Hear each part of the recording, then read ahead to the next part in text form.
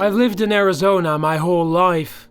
I was born on my family's cattle ranch and I intend to die here one day.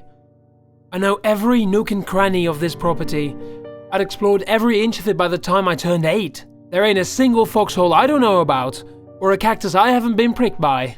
For the past 3 years, since the last of my family died off and I never married, it's just been me alone here with my cattle and horses. I wouldn't trade it for the world. Like I said, I've been here my entire life. I know everything about this place. But today, I'm going to tell you about the time I found a path out back I'd never seen before, and have never seen since. It was a sweltering hot day at the very start of monsoon season. The storms and rainfall hadn't quite set in yet, but I could tell they'd be coming any day now. Humidity hung thick in the air, tiring me out quicker than normal. That day, I was herding the cattle back into their corral because they'd been acting real strange, and I had a hunch that maybe a pair of coyotes had migrated south to test the waters. I had no intention of delivering them an easy meal. Me and No Name, my fastest horse, were making quick work of it, when one of my bigger bulls, Nico, broke away from the herd and went running towards the mountains. Shit, I cursed. It would have been easier to handle the situation if I'd had another rancher with me, but since I was alone, I stayed with the herd and resigned myself to go after all Nico once the rest was safe in their enclosure. Half an hour later, I shut the gate to my cattle's enclosure and pulled on No Name's reins. He let out a protesting huff. I pat his flank firmly. I would have jumped on one of my other horses, but I knew No Name was the only one fast enough to catch up to Nico with the head start I'd given that damn stubborn bull. Come on, boy, stay with me just a little longer. I'll give you the day off tomorrow. I knew he couldn't understand a word I said, but he was a smart horse, and if nothing else, he understood the tone of my voice. He huffed again, but then strode towards the mountain range. I whistled the song I got his name from as we trudged through the desert towards the copper mountains Nico was probably grazing on. On the mountain, old Nico was kind enough to leave us a trail of broken twigs and trampled bushes to follow. But after roaming around for about an hour without finding him, I worried it was time to give up and head back. As much as I hated leaving old Nico out there overnight with the coyotes, it was getting near sundown and I was just going to have to take my chances. For all his grit and hard-headedness, Nico was a bit of a princess. I knew the second it started raining, he'd come running back home with his tail between his legs. I just hoped it would rain before the coyotes got him. Whoa there, buddy! Come on, let's head back, I ordered. No Name and I turned around, but instead of seeing the cactus and pile of white rocks I expected to see next to the path leading down the mountain, I found thorny bushes and clay-colored soil. I wiped my sweaty brow, examining the road curiously. Let me tell you, there's nothing weirder than seeing something that shouldn't be there. It was a sudden shock, like walking into a patio door you thought was open. I climbed off No Name and walked over to the bushes to examine them. As I knelt down and checked, I could see the roots firmly nested under an undisturbed patch of soil. Bushes had been there for a while. Suddenly, No Name hollered something silly. Before I even had time to look, I heard the clumps of his hooves as he dashed past me and down the path. I felt the rush of air as he ran by. Irritated, I tossed my head on the ground and cursed at him to come back, but he was spooked and he wasn't going to slow down. So, there I was, alone on the mountain with one bull missing, no ride, and all my equipment, shotgun included, still strapped to No Name's saddle. It was going to be a long evening. I could only hope No Name would settle down somewhere on the mountain and take me the rest of the way home. Forgetting all about how wrong the path was, I put my cowboy hat back on and followed after my horse. The damn humidity had me drenched in sweat before I'd even trekked half a mile down. The sun was setting, but it was still searing hot. I was exhausted, starving, and most dangerously thirsty. I hadn't taken a drink from my canteen since I'd locked the cattle in, and since I'd tied the canteen to my saddle, I was shit out of luck.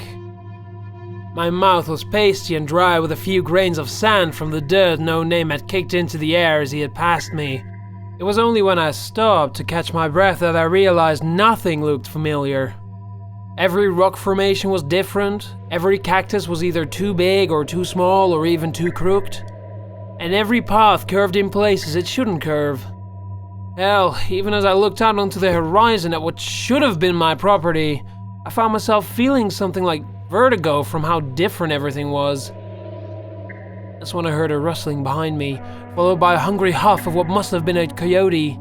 I didn't wait to face the vulture on my heels. I took off down the path, hoping I'd be able to regain my bearings once off the mountain.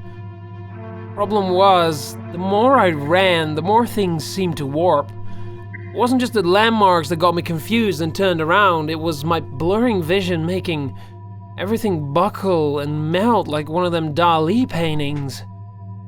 I could feel my cheeks burning red, but I was starting to feel cold from the wind and the sweat-soaked rags I'd been wearing all day. I knew my body couldn't handle it much longer, but every time I stopped to catch my breath, I'd hear snarling and footsteps behind me again. I remember how desperate I felt as I reached the bottom of the mountain and found myself still completely lost. I couldn't see my home, didn't have a clue which way to go, and even if I did, I didn't have the energy to walk anymore. With only a short 45 minutes of sunlight left, I decided to stay where I was for the night. I hoped a bit of rest, maybe a drink of morning dew, would be enough to bring me back to my senses. I gathered up some twigs and rocks and built myself a fire. Now, that might seem strange to you, considering how overheated I was, but as scorching hot as the desert is in the day, it can be just as cold as night. And besides, I needed something to keep the coyotes from nipping on my heels. By the time I finished building myself a rudimentary bed out of brush and gathering a few edible roots, I'd lost the last of the sunlight. My clothes were drying by the fire, and I laughed as I imagined the ranger stumbling on me butt naked in the wilderness. He'd probably think I was a nutter. As I lay there gnawing on the roots like a dog with a bone, I could hear coyotes prowling outside the light of my fire. They were growling and snarling, the sound of their hungry contemplation echoing in the valley. I'd shoo them away by hollering at them and throwing stones, but they'd always come back within minutes. I could see dozens of eyes watching me through the darkness.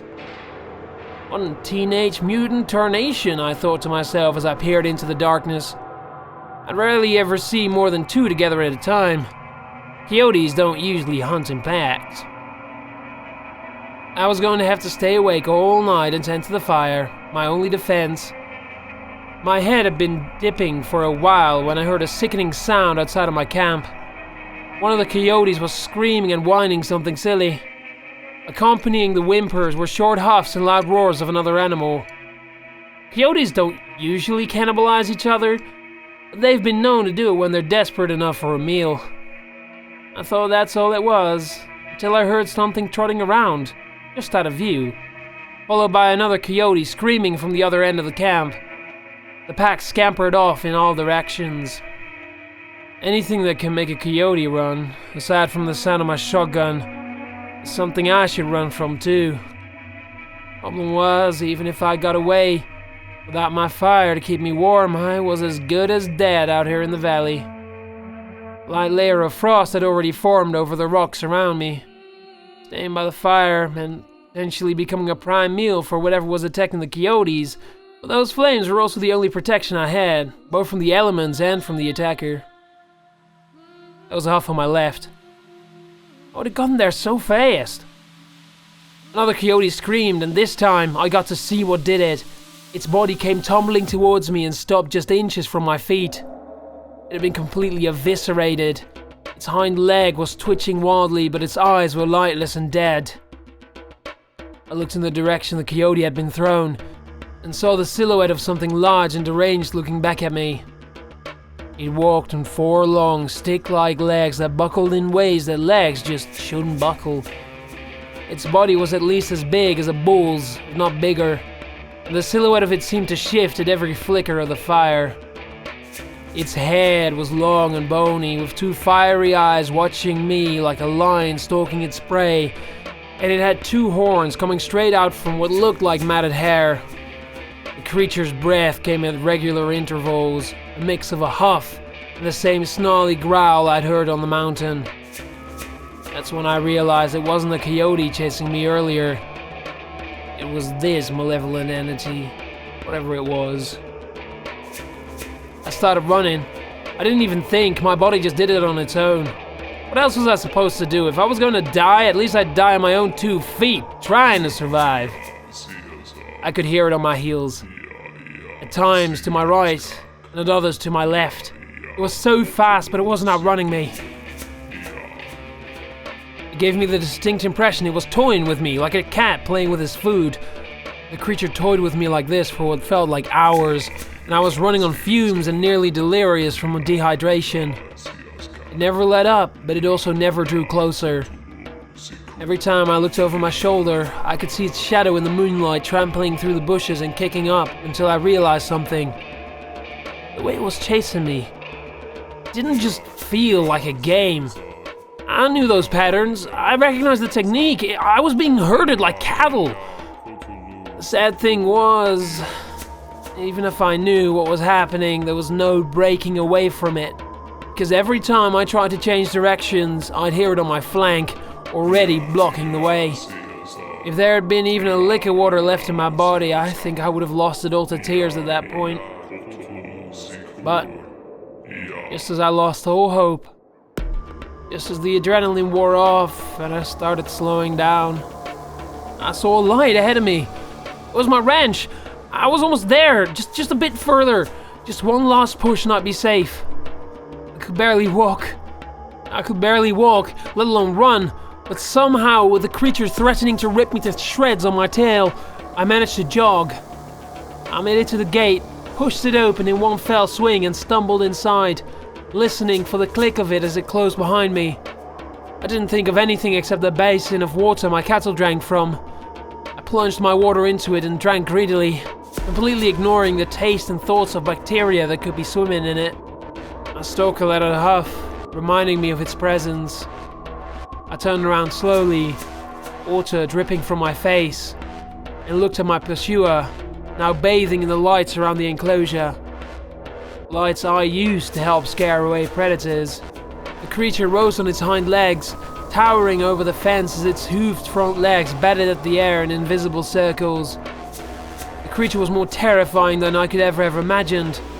A horse with sunken eyelids, rotten flesh and a frayed mane. Its legs were all bone, with a few ligaments holding them together. It had big buck teeth permanently visible on its nearly skinless face. It looked wild. It looked powerful.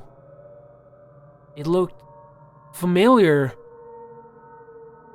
No name? I whispered.